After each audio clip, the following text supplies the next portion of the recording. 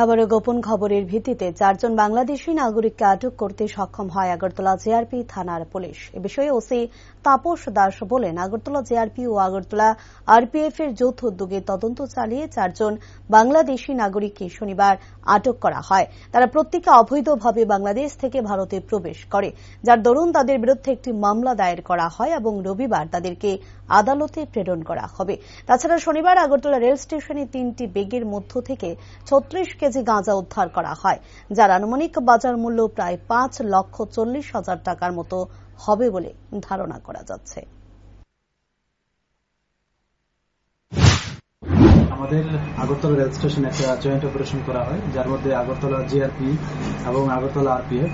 তো এখানে আমরা 4 জন বাংলাদেশি নাগরিককে গ্রেফতার করা হয়। অ্যাকচুয়ালি তারা ইলিগালি ভাবে বর্ডার ক্রস করে আমাদের আগরতলা রেল স্টেশনে আসে।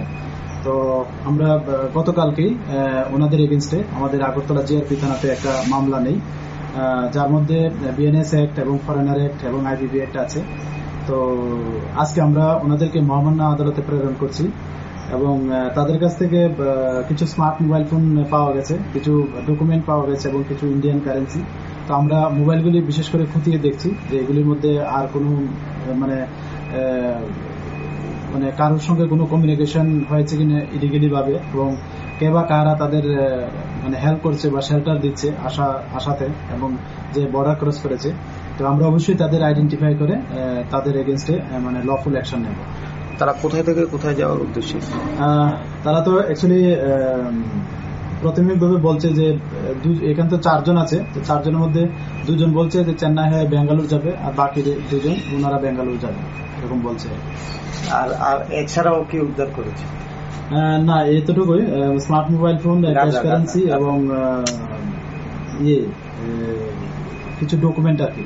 আর আরেকটা যেটা আমাদের গতকালকে একটা অপারেশন হয়েছে, যা জিআরপিএফ এবং আরপিএফ একসঙ্গেই, এবং যেটা লিড করেছে আমাদের আরপিএফ এর যে ডগ স্কোয়াড আছে, তারা অ্যাকচুয়ালি 3টা ব্যাগের মধ্যে গাঁজা পাওয়া গেছে, যা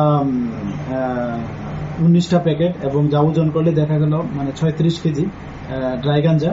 তো এগুলির আনুমানিক মূল্য হবে 15,000 টাকা। যদি আমরা ডেস্টিনেশন প্রাইস ধরি তো 5,40,000 মতো হয়। আর এটা জাস্ট প্রায় টু ডিপার্চার দেওঘর যে এক্সপ্রেস আছে আমাদের আগরতলা থেকে যেটা যায়,